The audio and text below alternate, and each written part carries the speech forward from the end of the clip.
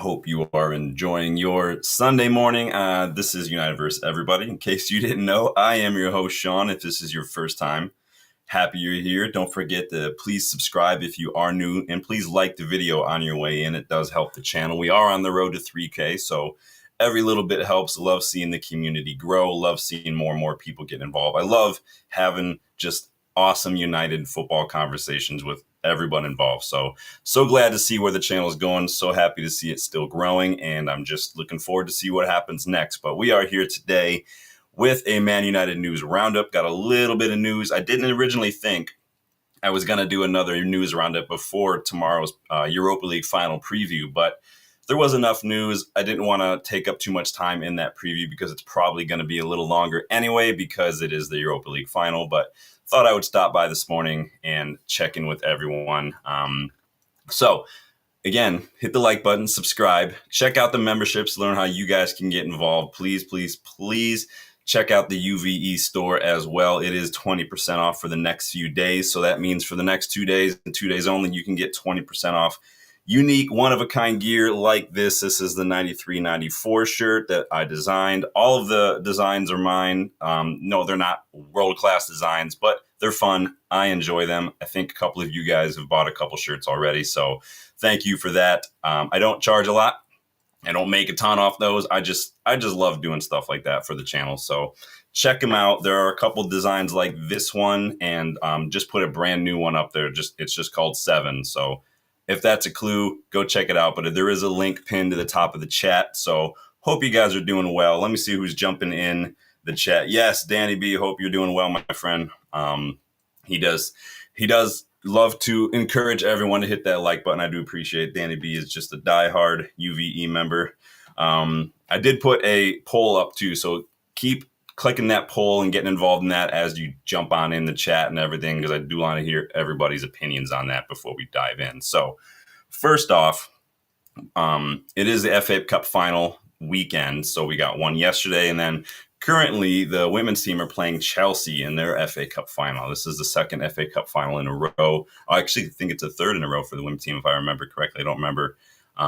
Chelsea are currently 1-up thanks to a pen in the first half. I think it was a pen. It was definitely a pen. Bizet just can't tackle like that. The result, the pen came though because, and I don't know what it is at United. I don't know what is going on, but both the men's team and the women's team cannot clear the box to save their lives. Like literally, no one can just boot it, get it the hell out of the danger zone, and just regroup from there. Everyone wants to just take it down, control it, build it out. It's so fucking frustrating to watch, but exactly how the pen is just no one's taking control of that situation. So it is what it is.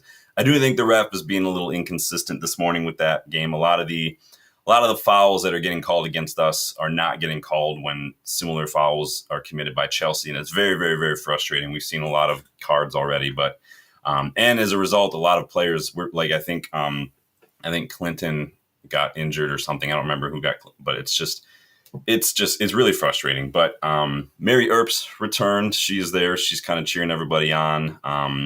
And then big up Fallon Tullis-Joyce, the women's team's keeper. She was not only is she joint Golden Glove winner for the WSL, but she has been named United's Women's Player of the Season ahead of kickoff for that one. So big up Fallon.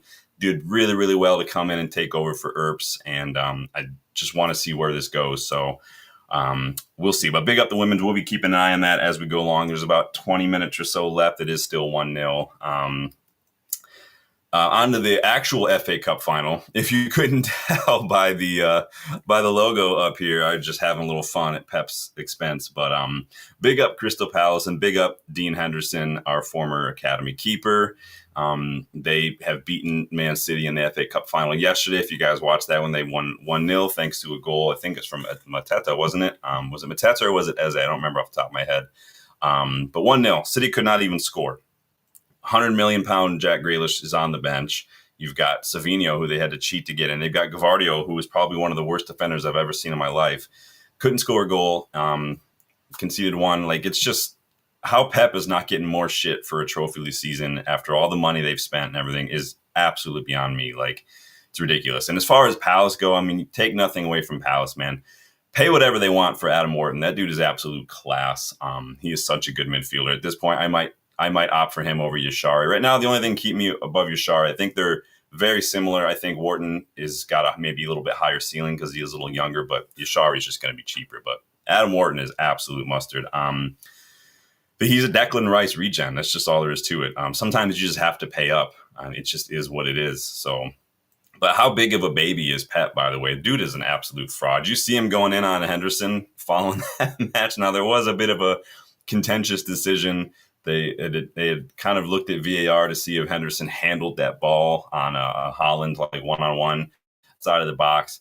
I think that Holland got a touch to it before Henderson did. So he kind of, to me, in my opinion, looked like he kicked the ball into Henderson's hand. Obviously, Henderson's hand is outside the box, but it is what it is. But it is, I mean, I don't know what, like that was the reason they lost. Like they couldn't even score aside that. Literally, look at that team. Literally treble winners 2 seasons ago, league winners last year, and they couldn't score a single goal against Crystal Palace. No offense to Palace, but it's the smaller teams that are showing that this season it is all about physicality. It's all about fight mentality, energy, stamina. That's putting these smaller teams like the Forest, your Fulhams, and Palace and Newcastle's. That's what's putting them in the position they're in, and that's you're seeing the golfing class. Like no longer is it enough to just be technical, to just be silky on the ball. You have to actually do the grit, do the dirty work, roll up your sleeves, and get a little dirty and get a little bloody, and put in the hard yards. Find that extra, lung, basically that second wind, and push. And we definitely don't have players. We haven't had players that can do that for years, and so. You see Newcastle getting their trophy. We've got Palace getting the trophy. Hopefully Spurs don't join the trend as well on Wednesday, but we'll do our best.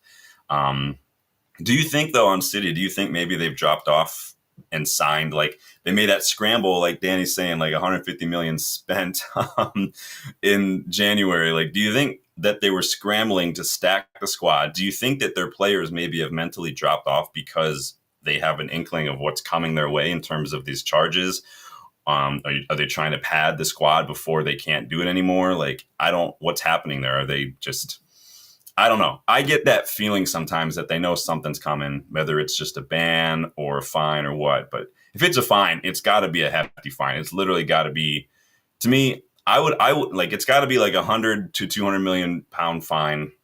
It's got to be a transfer ban, which makes me, this is why I'm worried. Like, do they know that they're getting a ban on transfers, and that's why they've bought like 4 players? People forget they bought 4 players. You got Nico Gonzalez, Omar Marmoush, Kushinov, and you guys forget they got Vitor Reis as well, that no one knows what happened to him. So it's interesting, but I just get that feeling. So I don't know.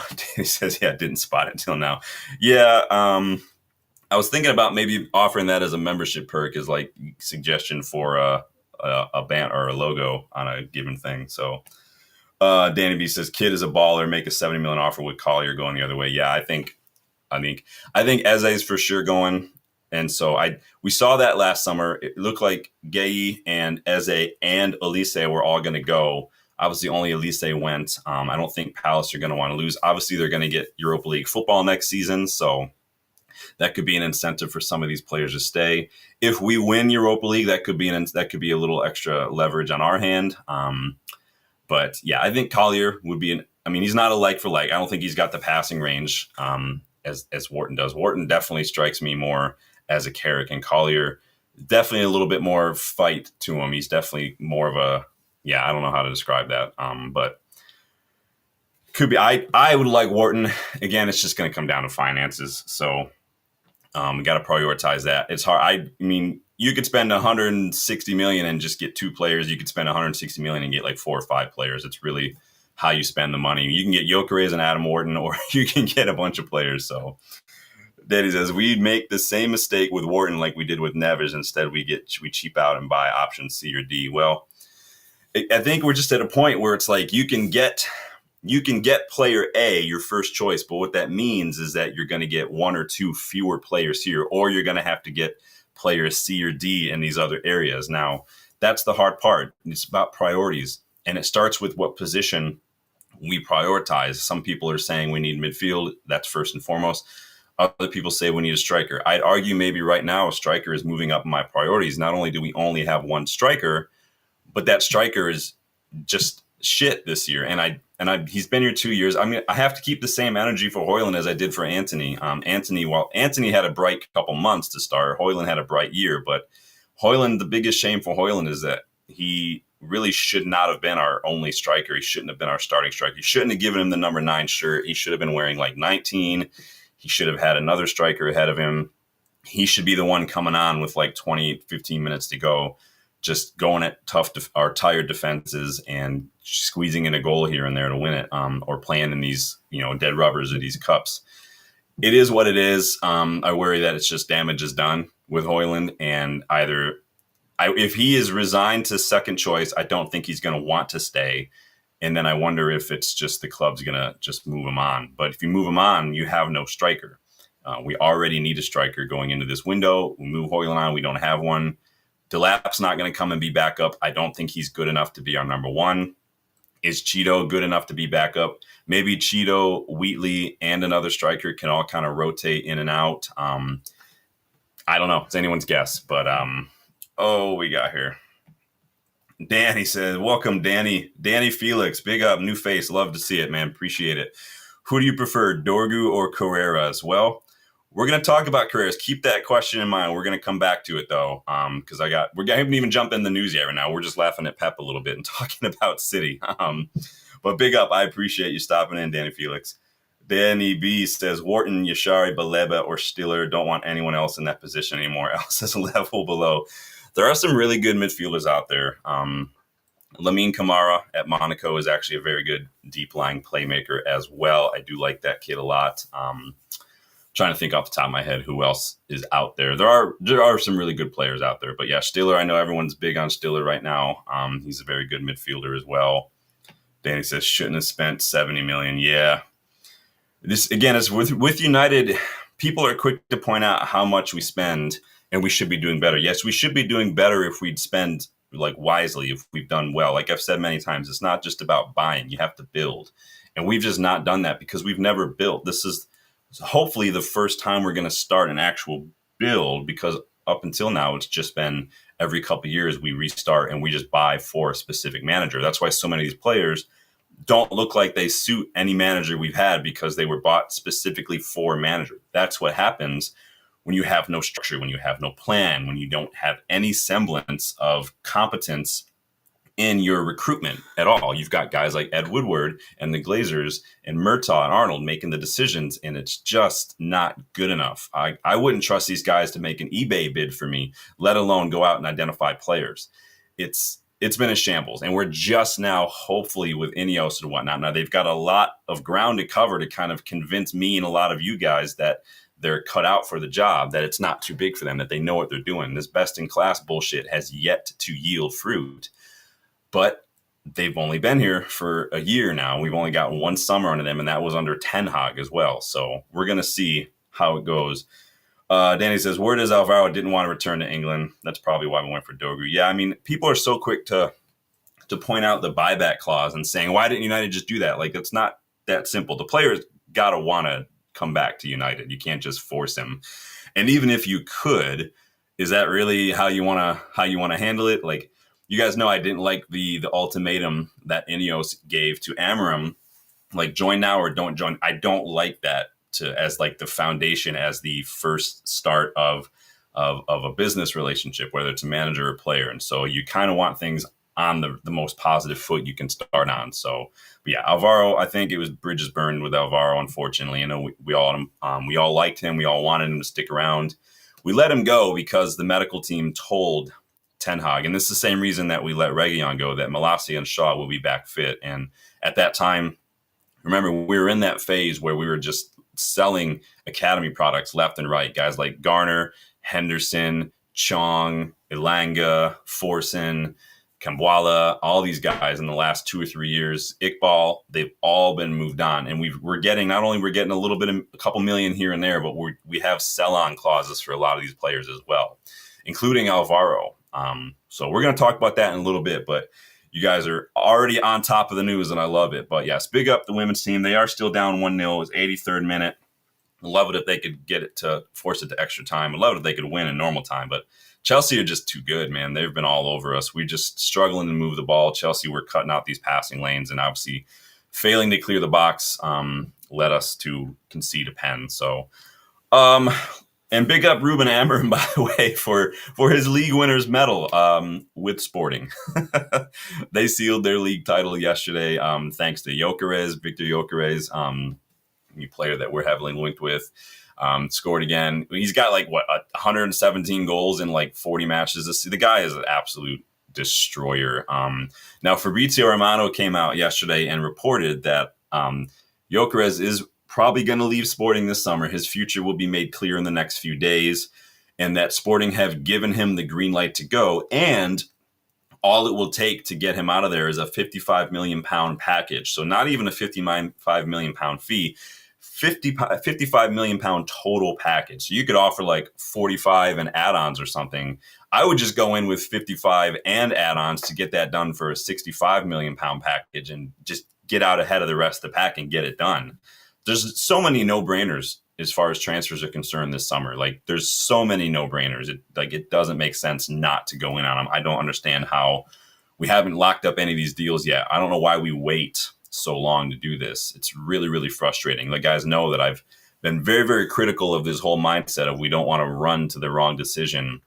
We want to walk to the right one. Well, you can also run to the right decision too, Ineos, and it's frustrating that we don't seem to do that. But we've never been very quick in the transfer market. I don't understand why. If it's a clear and obvious opportunity, there might be competition. Just go get it done. It doesn't make sense to me. Really annoying. Dandy says, I read somewhere Ruga will want at least 40 million euro. Yeah, go get it done. He's well worth it. I think he's definitely worth the price. The price is only going to get higher too. So I just think you go get that one done. He's such a good player. Danny B says West Ham are linked now. I mean, it makes sense. He does kind of fill a Declan Rice shape void in that squad. He's very similar to Declan Rice in that range. And I think that it's exactly the sort of midfielder we want at United right now. I think he's on a leash a little bit at Club Ruga. He's forced to kind of hold a little deeper on that left-hand side. And I think that if he's got a little bit more freedom to get more, I think he's got the physicality, he's got the energy, he's got the legs, the stamina to get up and down that pitch a little more. I think that if you let him off that leash a little bit, you're going to see a whole new player. He's going to reach a new level. But big up, Kai. Good to see you this morning, my friend. We are just now diving into the news. 55 million for Victor Gyökeres. Does that sound like a good deal for anyone besides me? I know you guys are like, Sean, you want Jonathan David. You said he's your choice. Yes, Jonathan David was my first choice, but you're allowed to change your mind when new information happens. And the biggest reason I like Jonathan David had to do with two things. One, how much work needs to get done this summer in terms of squad build. And two, he's a free agent. Those are the two biggest things. I kind of look at things from a director of football point of view and look at costs, benefits, all that stuff. Jonathan David, very clinical striker, very good striker, good experienced striker, free agent. That was my big thing. But now we're seeing more and more of this price for Victor Gyökeres keeps getting lower. Gyökeres keeps impressing. I've always liked Gyökeres. Don't get me wrong. I've liked him when he was at Coventry. I've told you guys. I showed you guys the scouting report I did when he was still at Coventry. So I'm not full of shit. But then also another big thing that has really swayed me. I don't know if you guys saw the Chelsea reaction I did the other day. Apologies for that one being grainy. YouTube was doing a madness in terms of uploads that day. But I'm officially done with Rasmus Højlund. I've officially crossed that line. I've officially it's one thing to be young and to be struggling and have your confidence, but it's another, the dude against Chelsea, especially late on in the match, just looked like he did not give a shit anymore. Just walking, not even trying. Chelsea were pressing and pressing. He loses the ball because he's just standing on it. And I'm like, come on. Now to be fair to Højlund, he's not the only one who's looked like that recently, but I'm like, Højlund, my biggest frustration is that I've defended Højlund tooth and nail for the last 2 years, and he just continues to regress. And it's I can't defend the guy anymore. So whatever's going to happen is going to happen. I'm done with it. But I know some of you crossed that line a little earlier than I have. But Speaking of attackers, so Carreras, 55 million total. Yes, no, maybe so. Let me know. I posted the other day after the Chelsea match, oddly, that we desperately need a 10, someone who can kind of get involved. So Cunha would probably suit that role, but we definitely need a class 9. So, like, when you look at how much we struggle to find the back of the net, there's no excuse to not strengthen in that area this summer. Well, one name that we've been linked to in the last like half a year or so could help us a little bit in that department. And it's been reported that we've actually spoken to this guy's reps. This is coming from Graham Bailey, who reports that United have now actually spoken to the representatives of Franco Mastantuono of River Plate, the young attacking midfielder / right winger, kind of that Garnacho-ish kind of player for the right-hand side, not the left-hand side, left-footed. So that's why 40 million or so release clause that apparently keeps going up. And the more like the better he gets. So we're also seeing reports that Mastantuono would prefer to go Real Madrid. They are reportedly also interested. We've got reports that maybe Rodrigo could be used as like to raise funds, because it sounds like I'm reading reports that Rodrigo wants to play on the left-hand side. That's where Vinicius plays, of course. Sounds like maybe we could see Rodrigo go this summer. And maybe that means they get Mastantuono to come in and take over their right-hand side. I don't know where Madrid are getting all this money all of a sudden. They're getting Trent down a free. They're looking at Alvaro now. They've got Dean Howson wrapped up. And Mastantuono is going to cost another 40 million. So you've got to think that they're going to be selling somebody, maybe like Brahim, maybe Rodrigo. If you sell Brahim and Rodrigo, that's probably going to be about 120, 130 mil, because Rodrigo is not going to be cheap.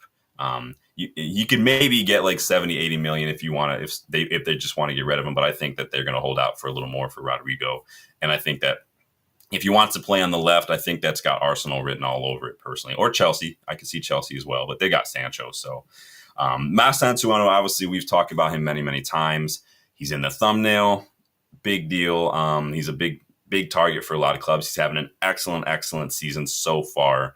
A lot of young number 10s in that role having excellent seasons. Guys like Ryan Cherki, Mastantuono, of course. A lot of really good players. Eze's having a good season, probably going to be leaving. Gibbs White, heavily rumored to be leaving Forest as well. Of course, we need a player. We're not going to get Cunha and Mastantuono. That would be 100 million. That's for 2 players. But I think that with a little creativity, we could strengthen that area for not a lot of money. It just depends on priorities and who's top of our list. I know a lot of you would take Mastantuono in a heartbeat. A lot of you would take Cunha in a heartbeat. I don't think we're going to get both unless we sell somebody else. Big up, Usman. Good to see you, my friend. Hope you're doing well. But that is the rumor that we've reached out to the representatives now of Mastantuono, looking to maybe explore that as well. So, sticking with that area of the pitch, a pair of RB Leipzig players who also tick those boxes are reportedly available this summer. Now, this is again coming from Fabrizio Romano. He reports that Benjamin Sesko and Xavi Simons are set to leave Leipzig after the club. The Leipzig failed to qualify altogether for European competition next season. They finished 7th in the Bundesliga, just 1 spot outside of the Conference League spots. Would you take either Simons or Sesko? And I think Sesko, I never understood the hype with Sesko. He just never, it was kind of like Vlahovic for me. I never quite got on board with it. He hasn't really put up the kind of numbers that I'm like, yep, he's a world beater. He's a difference maker. I just don't see it from Sesko. I'm not saying he couldn't be, but we see it. We said the same thing about Timo Werner, Andre Silva, Andrea Bellotti, all these guys. And I don't see it. He's a good, he'd be good for like a Forest or like a Brighton or something like that. And maybe it's a league thing, but Xavi Simons though would be an absolute dream come true. You're looking at Cherki, Cunha, Mastantuono, or Xavi Simons. Simons would probably be second on my list only because Cunha has kind of done it in the Premier League and he's proven it in the Premier League. Now, I'm not saying, you guys know that I don't necessarily 100% hold to the Premier League proven thing, but when it comes, the price is going to be roughly the same. Simons probably going to cost more. Then it becomes maybe I'll go for Cunha. Now, Simons is younger, so that is probably going to have to do with the higher price, but that also means you don't have to replace him as soon. So, And Danny says Franco's reps also met with Real Madrid a few days back. Doubt we get him, but if we do, he stays at River for a year. Yeah, that's now we've also like Gallardo also said like River Plate is the best place for him to develop. He's doing very well. I agree to an extent. I don't have a problem with like even if we got Nippon or something last summer, letting him stay at Rosenborg for the half a year. Even if we lock that up this January and let him stay to the summer, I wouldn't have a problem with that either. Sometimes it's better for these players to play, especially when they're young, than to come and just rot on the bench or go into the reserves or something. But because you don't want to rush it too soon. We've seen that with a lot of players. Dana says, no, I wouldn't. Simmons I like, but it would be 70 million. Yeah, Simmons would be expensive, but he's so good. I've loved this kid since he was on loan at PSV Eindhoven when Rude was working with him and got him just destroying people for fun. I like he's class. But again, Seshko, I think, is good. I don't think he's as good as some people think he is. Who is I feel like I always got Seshko confused with that other striker that ended up going, I think it was to Wolves. What was that kid's name? Somebody remind me in the chat. It was like a similar profile, similar type of striker. I think he's a little older than Seshko, but he went to Wolves and then got injured, I want to say. I can't remember for the life. I could easily look it up. I could look it up as we speak right now. I just don't remember for the life of me what his name. Oh, crap. Yeah, well, it looks like Chelsea are going to be lifting the Women's FA Cup because they are up 3-0 in the 90th minute, unfortunately. That'll get you'll hear all the Skinner out crowd baring their teeth today because we just didn't look good today, to be honest. Who is this kid? Kalajic? Is that Kalajic? That's the kid's name. Sasha Kalajic. Yep, I had to look it up. Yeah, he is a big lanky dude. Yeah, I feel like he's been injured. I think I forgot that he went to Wolves because he's been injured like the whole time. But that was another one who was kind of hyped up. But we're Arsenal linked to Shesko for a while. But yes, of the two, I would definitely probably go for Simmons over Shesko because Simmons he can play wide, he can play in the 10. He's done both very, very well, and I think he ticks that box for us. So again, it's about priorities and money, unfortunately. Another player who fits that profile, who we've discussed on the channel, who was one of a lot of people's picks, and I go back and forth on him when it comes to priorities. Again, this one depends on where Amorim sees Amad Diallo, but Rayan Cherki has decided to leave Olympic Lyon this summer. It's been announced. He's announced it himself. He says, thanks to Olympic Lyon, the coach, the staff, the president, my teammates, and all the people at the club. So he's officially confirmed it. He will be leaving this summer. 25 million release clause, whatever it is. Do I need to say more? Like, do I? Like, that's a no-brainer.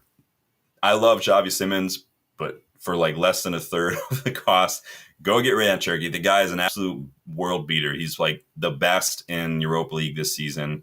Now, a lot of United fans probably are not going to be too happy with the idea of that, considering the lewd gesture he made towards them in the second leg at Old Trafford. But the guy is absolute class. I hope it doesn't leave like a Di Maria sting in people's taste in people's mouth. But what are you going to do? But I'd still take him. I think he's absolute class. We need someone who's creative. We need someone who's dynamic, someone who can just make things happen. We can't only have Bruno doing everything. And if Bruno is injured or Bruno leaves, we have to start planning for life without Bruno. Now Cherki may not have the passing range, but I think you look at someone in that pivot who does, and then you don't have to worry about taking away Bruno's chance creation by playing him deep or taking away Bruno's long balls and ball retention by playing. Like, we have to plan for that. We have to find players who can do a little everything, so Bruno is just not the only one doing everything. So Cherki ticks that box for me. Danny says, if we don't land Cherki, we are truly a joke. I don't even know where he would go. I'm trying to think off the top of my head what club he would suit. The rumor is he wants to go to the Premier League. Now, I read Liverpool are linked, but like, who does he replace at Liverpool? Because they've got Joboslai. They've got, who else do they got?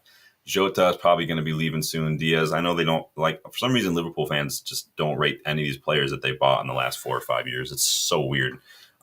They spend all this money and then they want to complain.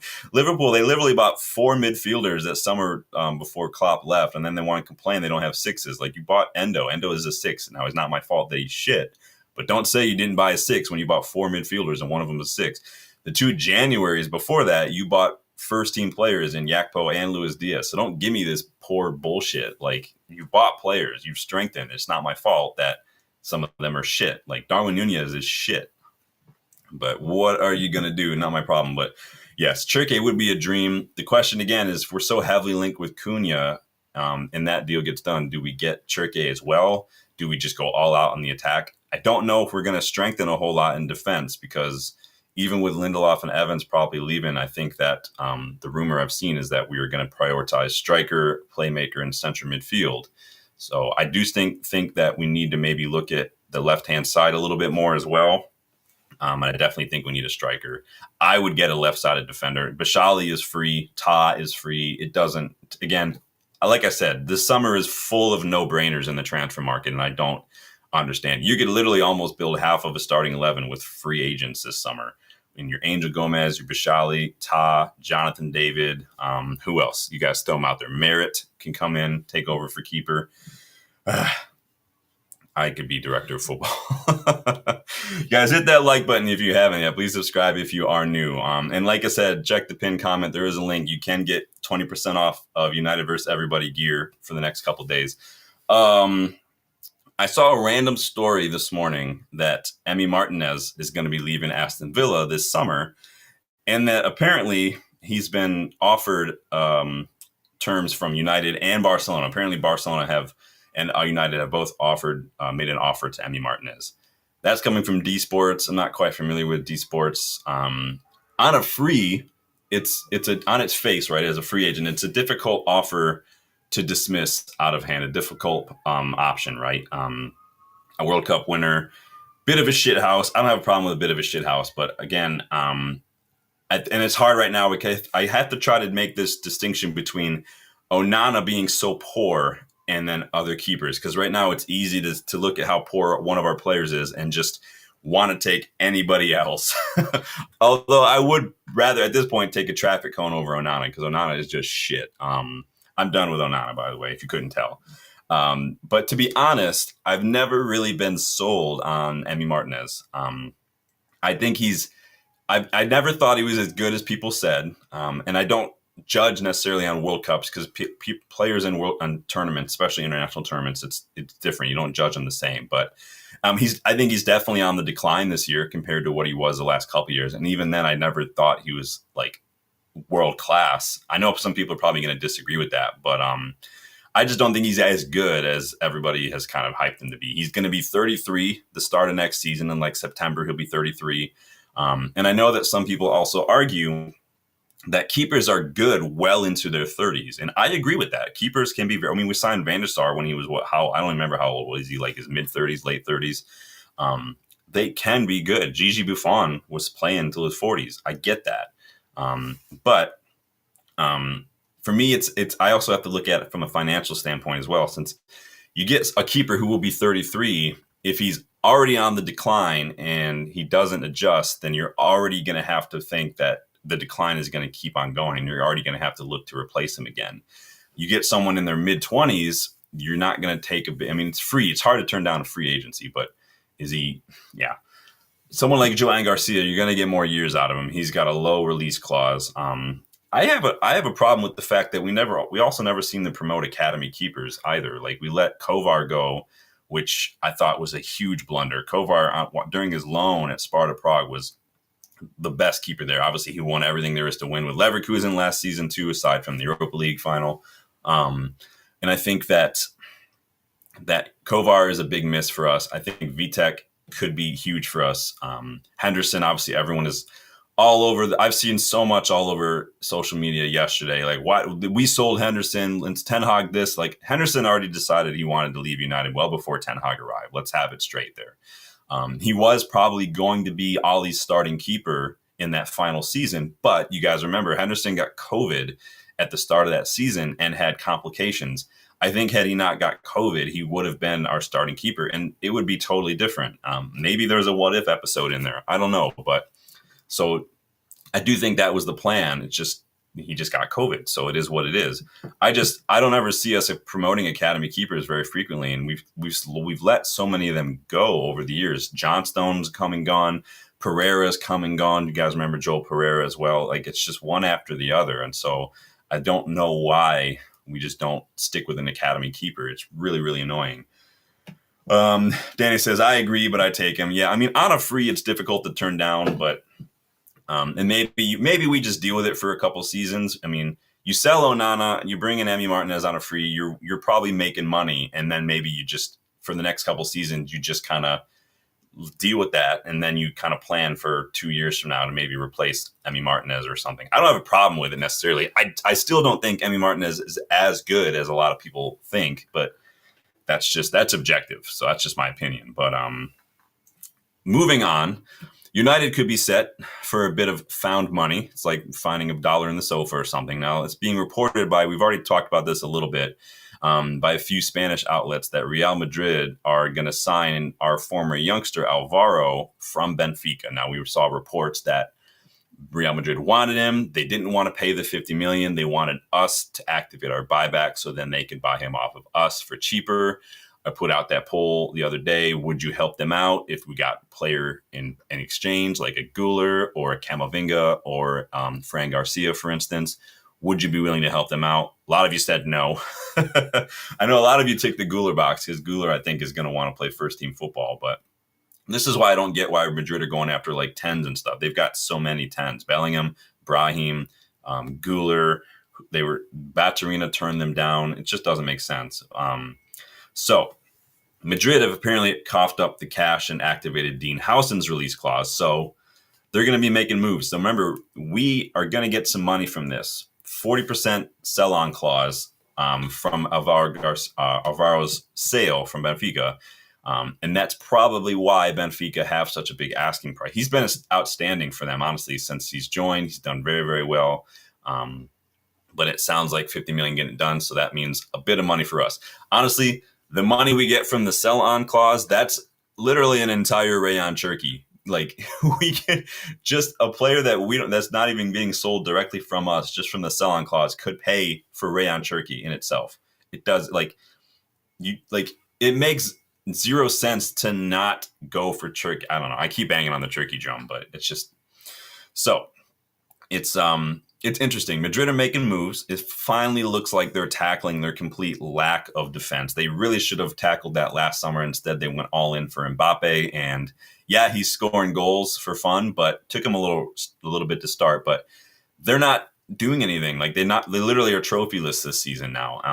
And so I do think that while Mbappe is a good player, I think he did throw off the rhythm. And I really think that it was the wrong priority for them in the summer. They really needed some defending overhaul, but it finally looks like they're tackling it. Asensio, Dean Howson, Alvaro, Trent Alexander-Arnold. I mean, pretty decent back four. Trent is not really as good defensively, but I think that helps them out a lot.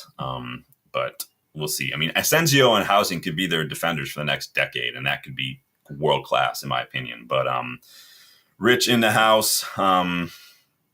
Big up. Hope you're doing well, Rich. Hope you're having a good morning, enjoying your Sunday. Says Danny, agree. Alvaro didn't want to return.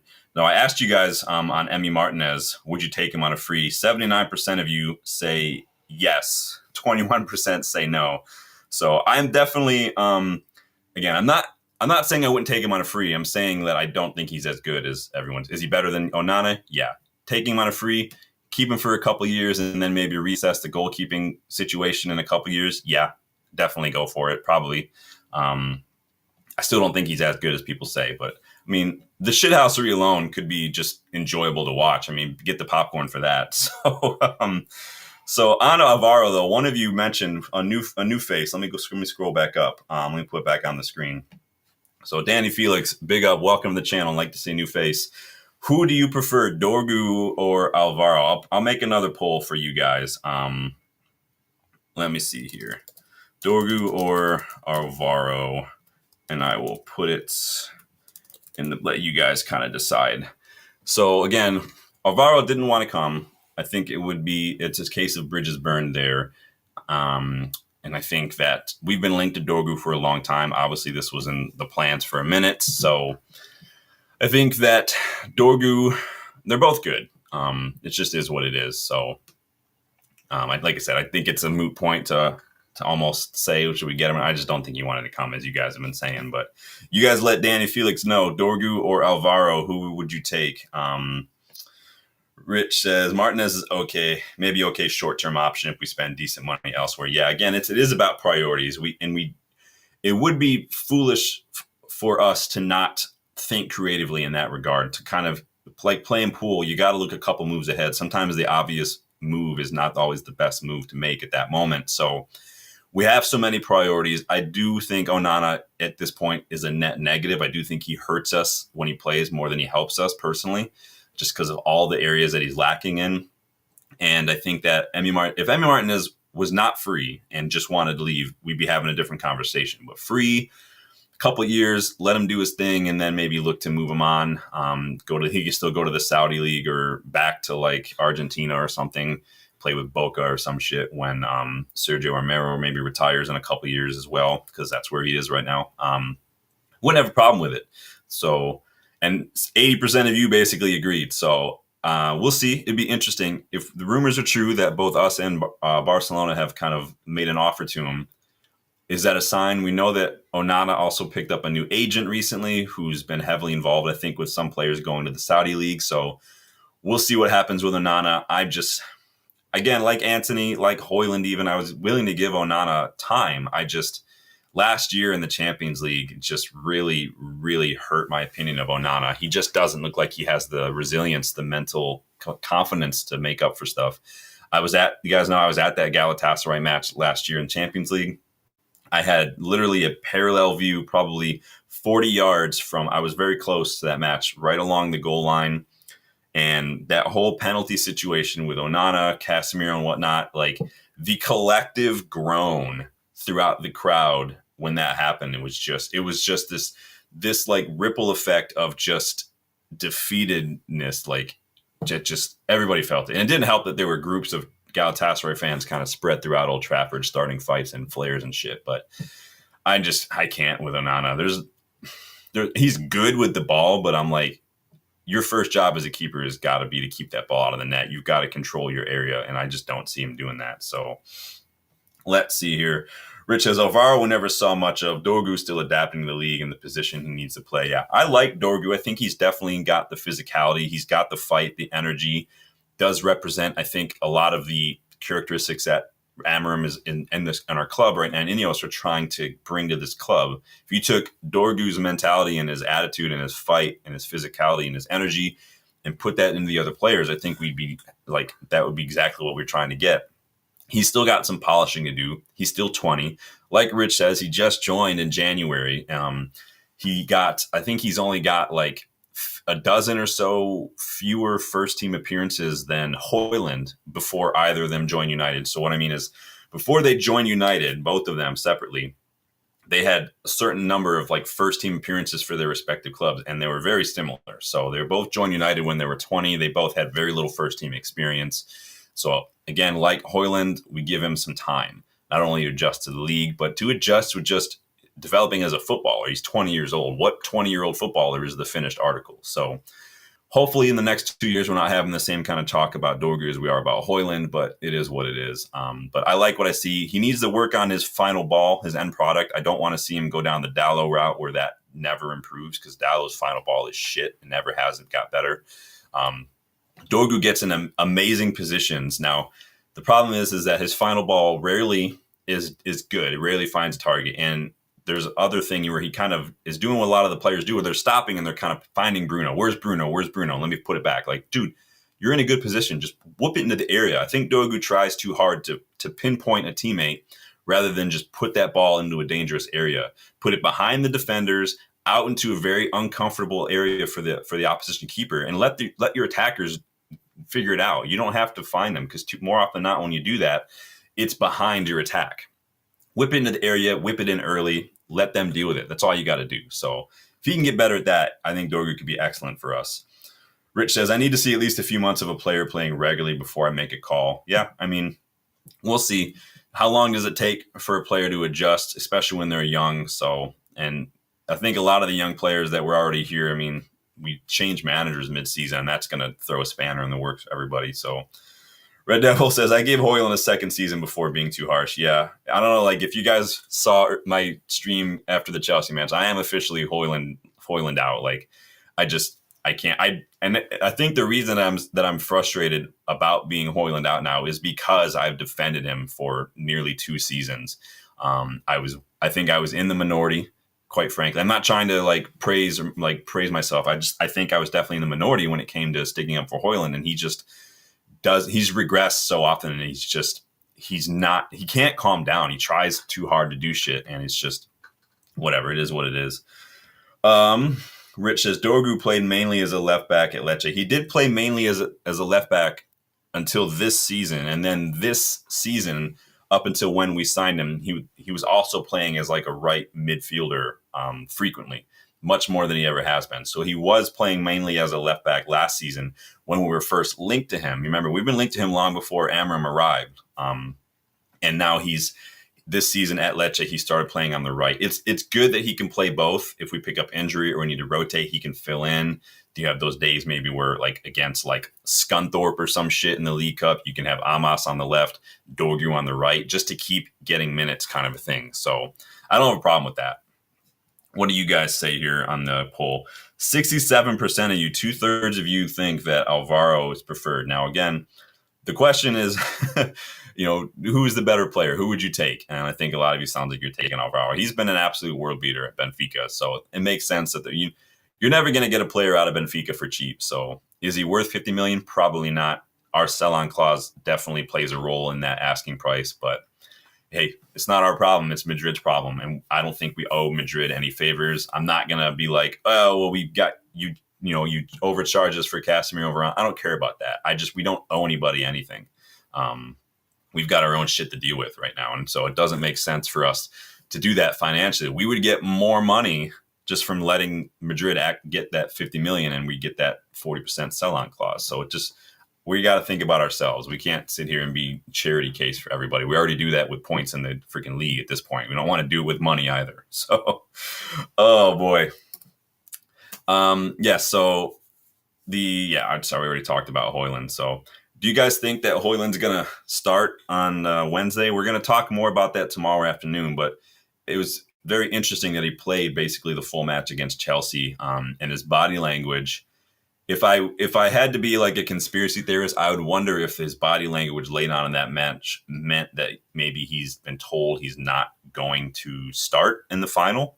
Was he throwing a little bit of a temper tantrum about it? Maybe that's why we just played him. Cheeto can't play. Do we think maybe Amorim's got a card up his sleeve? Maybe he's going to play like Garnacho in the 9, maybe Bruno as a false 9 with maybe Mount and Garnacho on either side. Maybe Xerxes back fit. I don't know. Maybe he's playing his cards close to the chest. We haven't heard anything about De Ligt. So I have no idea what's going on there. There could be a chance that Yoro Dallo could be fit. Interesting enough. So I've seen some claims that Yoro and Dallo were fit. I think that was coming from United Stand this morning. So it's going to be, the report is that they could be fit, that it's going to be up to Amorim and his coaches and his medical team to decide, whether or not it's worth the risk, whether or not they believes in it. Sully Talks on Twitter says that Yoro is back on the grass. Injury's not serious. He's working very hard, racing against the clock to make the final. And apparently United have been impressed with how quickly he's recovered. We've seen a lot of that this season. We've gone from players just never seeming to recover to now players are back. They're fully fit. Ahmad wasn't supposed to be here at all this season after his injury, and he was back a month before he was really expected to even start to be fit. And he's been doing just fine. He didn't have a great game against Chelsea, but he's looked very good. We've missed him for sure. So we'll see. If with all that in mind, again, get your thoughts in, get your predictions, get your 11s ready to go for tomorrow's stream tomorrow afternoon. Probably going to do that around 4:30 my time.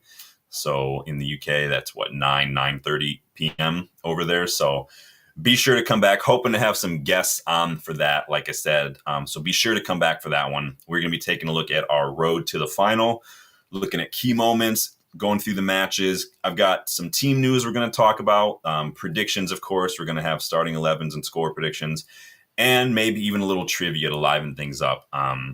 So be sure to stop by for that one. Make sure that notification bell is hit so you don't miss out. I really hope to get a ton of people involved for that. I think it's going to be fun. But that is it for the news for me. I think that the women's team have officially lost that final. Let me just check and verify that they are done. Because, yeah, full-time, Chelsea 3, United's women 0.